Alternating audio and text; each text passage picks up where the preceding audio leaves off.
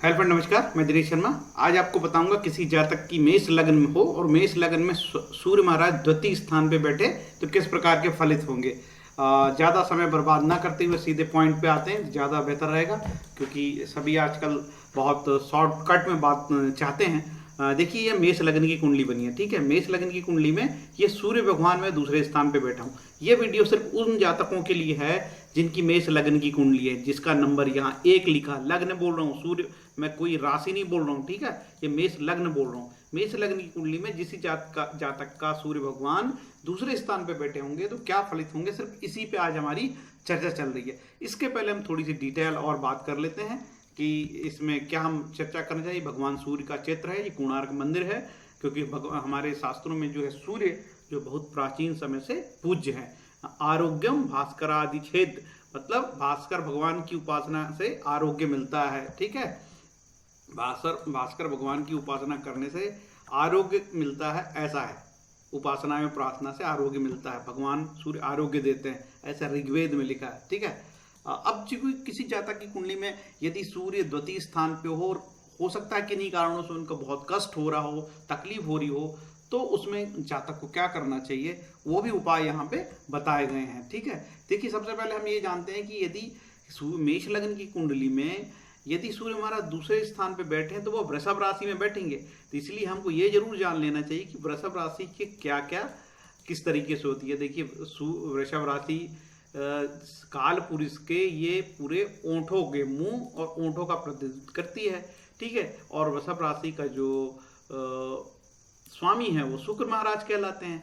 तो यदि हो सकता है द्वितीय स्थान पे सूर्य के कारण किसी कारणों से पीड़ित होती होगी, वृषभ राशि पीड़ित होती होगी, तो मुंह में कष्ट हो सकते हैं, मुंह वाले भाग में कोई बीमारी, क्रॉनिक बीमारी या कुछ भी हो सकता है, दांतों की बीमारी या मुंह से संबंधित रिलेटेड कोई समस्या हो सकती है। इस चीज का आपको ध्यान रखना होगा। इसीलिए मैं आपको खासकर वृषभ राशि के बारे में थोड़ी सी डिटेल में जब बताना चाहूंगा कि वृषभ राशि क्या होती है, उसके क्या क्या कारकत्व होते हैं वृषभ राशि के, वो भी मेरे को बताना उचित समझूंगा। इसके पहले कि हम ये जान ले कि वृषभ राशि द्वितीय स्थान पे बैठी, तो हमको द्वितीय भाव के कारकत्व जानना चाहिए और सूर्य के कारकत्व जानना चाहिए और पंचम भाव के कारकत्व जानना चाहिए, क्योंकि रिजल्ट यही तीनों भाव देने वाले हैं, ठीक है। ये चाहिए। द्वितीय भाव जो है वाणी का भाव कहलाता है। वाणी, धन, जिह्वा का स्वाद, आंखों की सुंदरता, कुटुंब, मुख की आभा, प्राथमिक शिक्षा, खान पान, चेहरा, दांत, दाहिना नेत्र, जमा धन, देश की आर्थिक उन्नति स्थिति, ये देशव्यापी है। लेकिन मेन मैंने ये जो बताया, वाणी, धन, जीवा का स्वाद, आंखों की सुंदरता, कुटुंब, मुख की आभा, प्राथमिक शिक्षा, धन, ये इसके कारक है द्वितीय भाव के। सूर्य के क्या कारक है, कारकत्व है, क्योंकि रिजल्ट तो सूर्य ही देगा ना। आत्मा, शक्ति, तीक्ष्णता, अग्नि, शिव जी की उपासना, राजा का सहयोग, कड़वा स्वाद, पिता, आत्मज्ञान, महत्वाकांक्षा, हड्डियां, बल, पराक्रम, पेट, वन या जंगल, राजा, अध्यक्ष, पिता, सिर, रोग आदि, ये बहुत अच्छे से दृश्य है और पठनीय भी आसानी से आप इसको देख सकते हैं। इसमें बहुत वक्त बर्बाद होगा यदि मैं एक एक शब्द पढ़ूंगा तो। पंचम भगवान संतान का भाव कहलाता। संतान संबंधी सुख, मन, बुद्धि तथा शिक्षा, विद्या, प्रतिभा, पेट, उदर, पाचन तंत्र, मंत्रों द्वारा देवताओं की पूजा, ये भी बहुत अच्छे से दिया हुआ है। आप इसको पूरा डिटेल चाहे तो इसको बहुत अच्छा से दिख भी रहा है। ये कोई ऐसे दिखने में आपको, मुझे नहीं लगता कि कोई ऐसी कोई ज़्यादा समस्या आ रही है। और बहुत अच्छे से यदि आप स्क्रीनशॉट ले लेंगे, मैं चाहे तो और बड़ा कर देता हूँ, स्क्रीनशॉट लेंगे तो दिख जाएगा ये पंचम भाव के कारकत्व। आपको याद रखना पड़ेगा कि द्वितीय स्थान पे आपका मेष लग्न में पंचमेश होकर सूर्य द्वितीय स्थान पे बैठा है, तो पंचम स्थान के रिजल्ट जरूर देगा वो।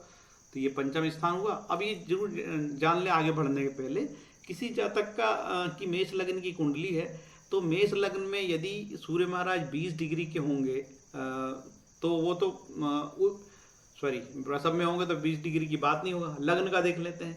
यदि लग्न किसी मेष में 9 डिग्री के होंगे, मेष राशि में सूर्य महाराज 9 डिग्री के होंगे, तो वो मृत्यु भाग में कहलाएंगे, ठीक है। और सूर्य महाराज यदि यहाँ पे लग्न उनकी 9 डिग्री की होगी, यदि किसी जातक की लग्न की भी बात नहीं हो सकती, लग्न तो मेष की होगी, ठीक है। मेष लग्न यदि 1 डिग्री की होगी और सूर्य महाराज 9 डिग्री के होंगे तो मृत्यु भाग में कहलाएंगे। इतना याद रखना है मेष लग्न के जातकों को। यदि लग्न आपकी 1 डिग्री की हो, ठीक है, और यदि सूर्य महाराज वृषभ में 9 डिग्री के बैठे होंगे तो वो मृत्यु भाग का कहलाते हैं। ऐसे जो सूर्य ग्रह होते हैं जब इनकी अंतर्दशा आती है तो अच्छे फल नहीं देते।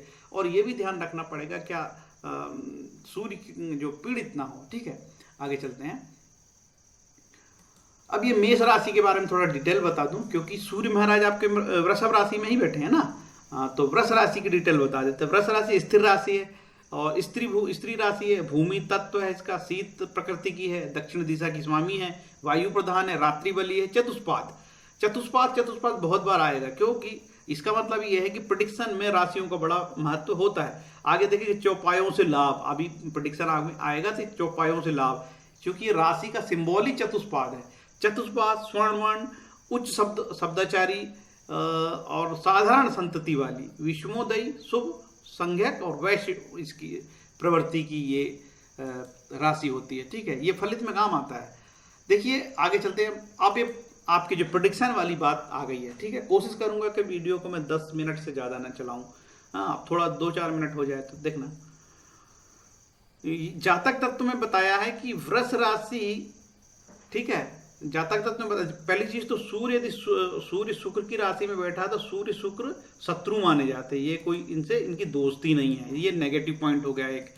वृषभ राशि में यदि किसी जातक तत्व में लिखा है, जातक तत्व में एक फेमस ग्रंथ है ज्योतिष का, वृषभ राशि में सूर्य हो तो क्या फलित होगा, ये लिखा है। वृष राशि में मुख और नेत्र पीड़ा, सहनशील, योग व्यवहार, कुशल बुद्धिमान, वैभव संपन्न, गीत संगीत, वाद्य यंत्र, नृत्य आदि ललित कलाओं में मर्मज्ञ, कार्य करने में उन्मादी, ऐसा जातक का स्वभाव होगा। डॉक्टर चरक ने लिखा अपनी किताब में, किसी जातक की कुंडली में यदि दूसरे स्थान पर वृषभ राशि का सूर्य हो तो सहनशील, बुद्धिमान, व्यवहार में चतुर, इत्र वस्त्र तथा पाप कर्म से आय, स्त्री संग में अरुचि, वाद्य यंत्र बजाने में निपुण, मुख तथा नेत्र रोगी।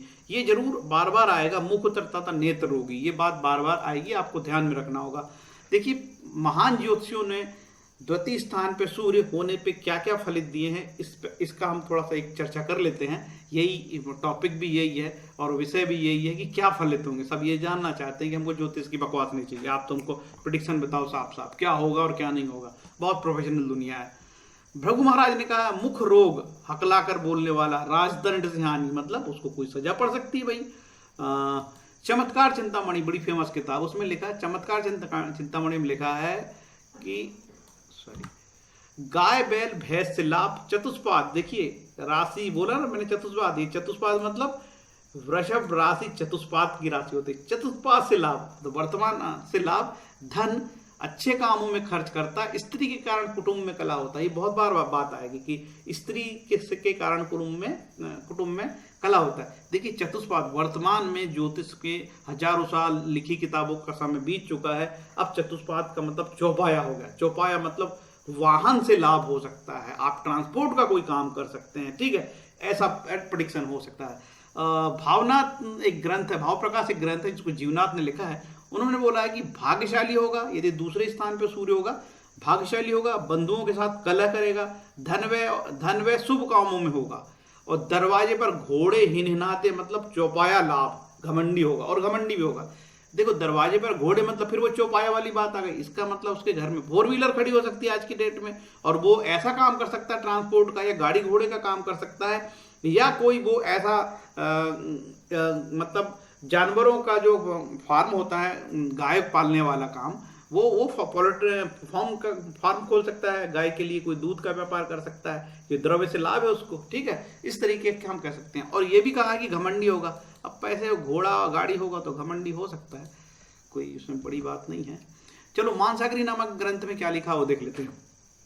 धनवान होता है पहली चीज बोला, लेकिन स्त्री और पुत्र सुख नहीं मिलता है यदि दूसरे स्थान पे सूर्य हो तो। फल दीपिका में क्या लिखा देखिए, यदि सूर्य द्वितीय में हो तो मनुष्य विद्या विनय और धन से हीन होता है, उसकी वाणी में दोष होता है, हकलाता है वो। ठीक है, दूसरा स्थान वाणी का स्थान भी होता है। ठीक है, इसीलिए ऐसा बोला होगा शायद फल दीपिका के मंत्रेश्वर महाराज ने। फल दीपिका के रचयिता मंत्रेश्वर है। जातक सारावाली में वर्मा जी ने क्या बोला देखिए। जातक सारावाली भी एक फेमस किताब है, वर्मा जी ने लिखा है, शायद कल्याण वर्मा, यस कल्याण जी वर्मन लिखा है। जातक कई चतुष्पदों, पालतू जानवरों तथा सेवकों का स्वामी होगा, चेहरे के किसी रोग से पीड़ित होगा, भाई जिस दिन उसका जो वृषभ राशि है वो तो मुंह की काल पुरुष में उसमें मुंह का संकेत दे रही है, तो मुख के किसी रोग से पीड़ित होगा, सुख से वंचित होगा, राजभय या चोरों से धन या राजभय होगा, चोरों से धन नाश होगा। देखिए राजभय वाली बात आ रही है और सूर्य वहां बैठा है, तो सूर्य सरकार का प्रतीक है, तो इसको दंडित कर सकता है आपको, किसी मैटर पे आप सरकार से दंडित हो सकते हैं, कोई कोर्ट कचहरी हो सकती है, दंड मिल सकता है। डॉक्टर चरक, राजा के कारण धन हानि, मुख अथवा दंत रोग, दोषपूर्ण वाणी, अति धनवान होता है, ऐसा लिखा है। ठीक है। डॉक्टर रमन ने लिखा, डॉक्टर रमन फेमस एस्ट्रोलॉजर है भारत के, सबसे पहले उन्होंने जो किताब लिखी थी उनकी बहुत किताब चली, बहुत बड़े विद्वान हैं। आज की डेट में जैसे के.एन. राव साहब का नाम चलता है, वैसे पहले डॉक्टर रमन का चलता था। ठीक, अब डॉक्टर रमन नहीं है। व्यक्ति रोगग्रस्त, भद्दे चेहरे वाला, सजायाफ्ता, अच्छी आय वाला, फिजूल खर्ची, वाकपटु, सुशिक्षित, वैज्ञानिक, हकला और चिड़चिड़ा, हकला होगा मतलब बोलने में थोड़ी प्रॉब्लम आएगी, और चिड़चिड़े स्वभाव का होगा। मुझे ऐसा लगता है जो प्राचीन ज्योतिषियों ने लिखा है उसी की लीक पे हमारे जो मॉडर्न एस्ट्रोलॉजर आगे बढ़े हैं।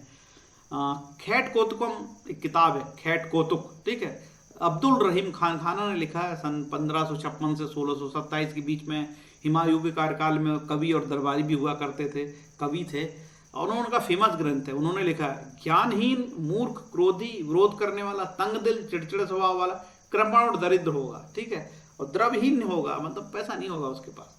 तो इस प्रकार से अलग अलग बात कही है। ज्ञानहीन, मूर्ख, क्रोधी, ऐसा चिड़चिड़े, तंग दिल वाला। आगे चलते हैं। आगे ये जो मेन फलित मैं बताना चाहता हूँ आगे, कि पंचमेश का लग्न में स्थित होना, पंचमेश का द्वितीय स्थान पे स्थित होना, लिखा सॉरी, पंचमेश का दूसरे भाव में स्थित होने से सुप्रद फल होगा। देखिए आप बात मेष लग्न की हो रही है, और ये आपका सूर्य पंचमेश होकर कहाँ बैठा है, ये दूसरे स्थान पे बैठा है। ठीक है, यहाँ का स्वामी यहाँ बैठा, तो तीन चीजों का रिलेशन है। एक तो पहले भाव का, क्योंकि लग्न का ये कारक भी है, सूर्य महाराज कारक भी है, तो यहाँ का प्रभाव हो सकता है, वाणी का, धन स्थान का प्रभाव हो सकता है, और पंचम स्थान का जो पुत्र भाव, वहां से फलित होंगे। तो इसमें लिखा है ये पंचमेश का दो भाव में दूसरे भाव में चला जाता है तो शुभ माना जाता है। द्वितीय स्थान पंचम स्थान से दशम स्थान है, यह अतः यह पंचम स्थान का कर्म स्थान है, यह पंचम स्थान के संदर्भ में समृद्धि सूचक है। द्वितीय स्थान में पंचमेश प्रचुर फलदायी होगा। उत्तम विद्या, अभिमानी, पुत्रवान, प्रसिद्ध तथा गुणवान होता है। वाक्पटु, वाणी प्रभुत्व, यदि शुभ ग्रह हो तो ऐसा होगा, शुभ यदि अशुभ ग्रह हो तो नेगेटिव रिजल्ट आएगा।